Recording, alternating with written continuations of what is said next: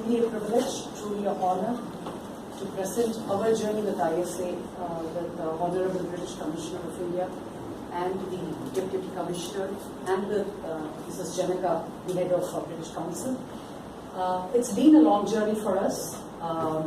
In fact, the school from which I come is a school which started almost 25 years back in a place which was known to be popular for its notoriety.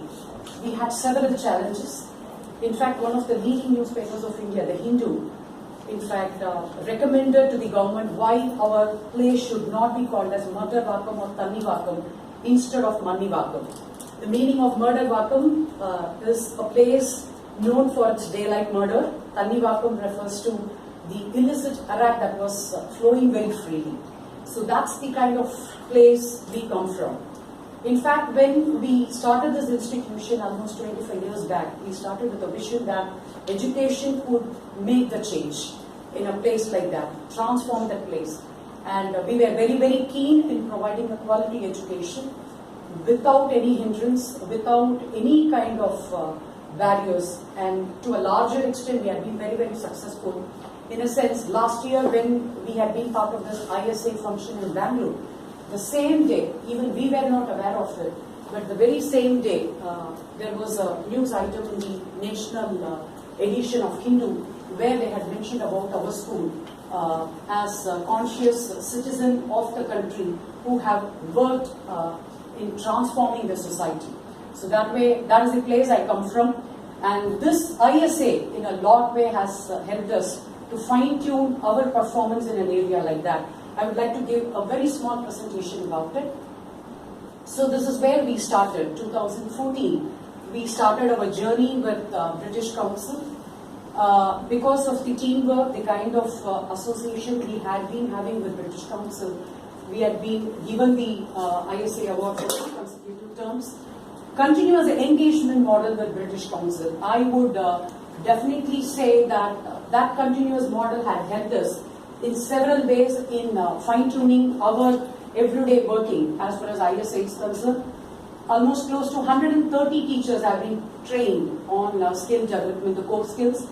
Long-term partnership with schools in South Korea, Taiwan, Sri Lanka, France, to name a few.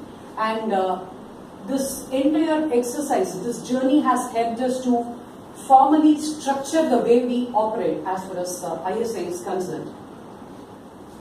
Now, coming to the key stakeholders of any institution, that is the students, educators, society and parents, I would like to highlight in what way each of them have benefited from this beautiful journey. To the educators, like Janaka mentioned, the core skill program had given us enormous amount of confidence in sense, earlier during the second ISA award, the first important component that we had to address was to take online course. That was one of the major components that was highlighted for accrediting ourselves for the ISA. So when I personally did that online training course, I felt really encouraged because there had been a lot of learning happening. So I felt if it could bring in so many changes to me, a person like me, why not I take it forward to my team? In fact, I felt the investment on the teachers is more important than the investment on the infrastructure.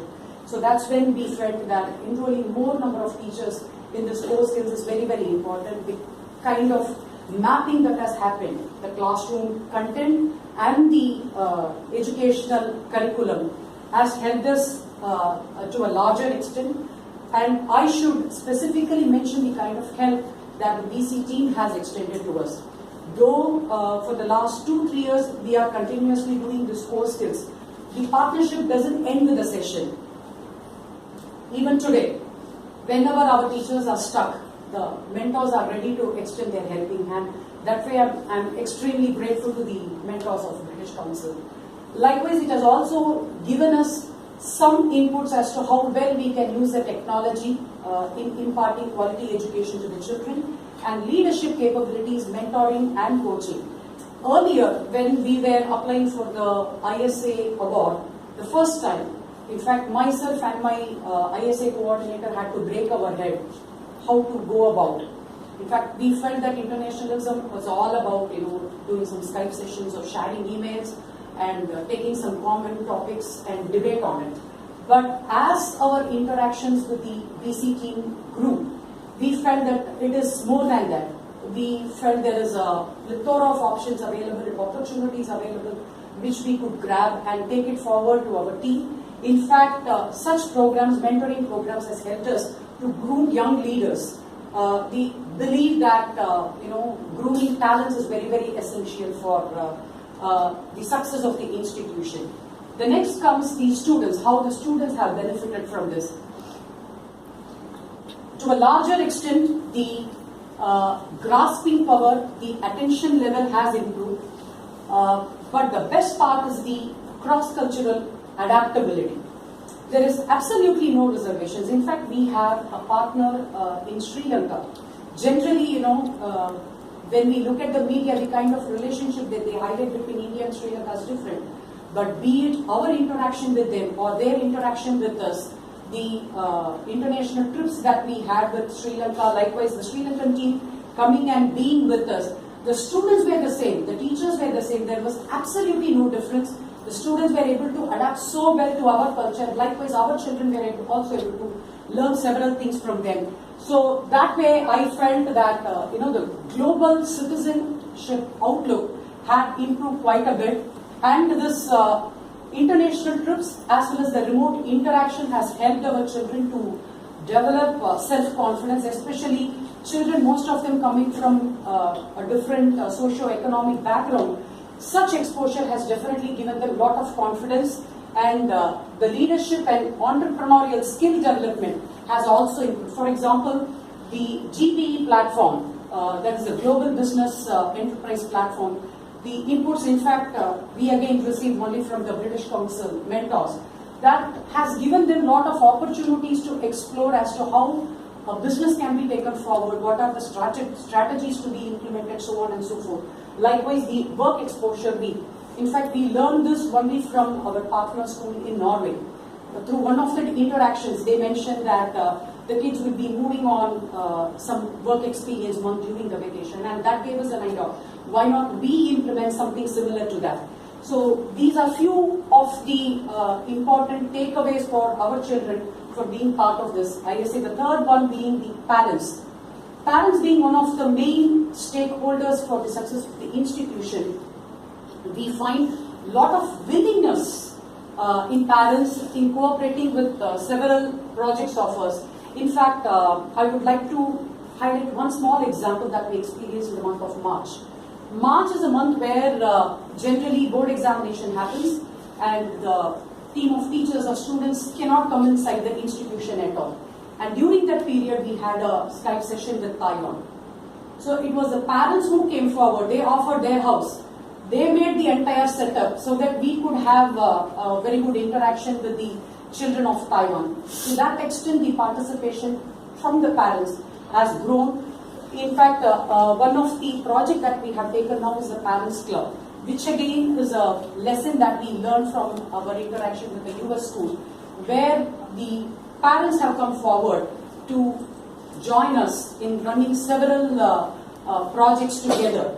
So these are few things which I felt that I should mention here. Likewise, these international interactions, the international trips, the exposure that these people get also helps them to understand the various opportunities that are available in other countries. In fact, this year I have one student who is joining Kandy University to pursue his medicine. Because of last year the Sri Lankan team coming here and presenting about their colleges, their universities in our school.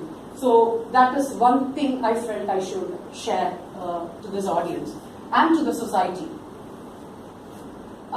During our visit to Taiwan, just a day before that, when we went to the school, we were unaware that there was a typhoon happening and the entire place was a big mess.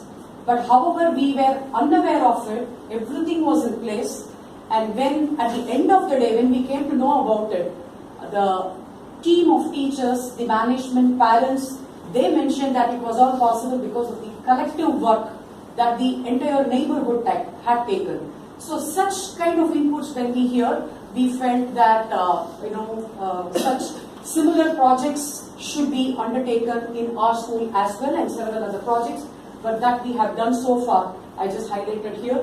And finally, to sum it up, the international interactions, the teacher training program, and the succession plans and the grooming talents, all this together has helped us in taking this ISA forward in a school like us, where a larger crowd has benefited.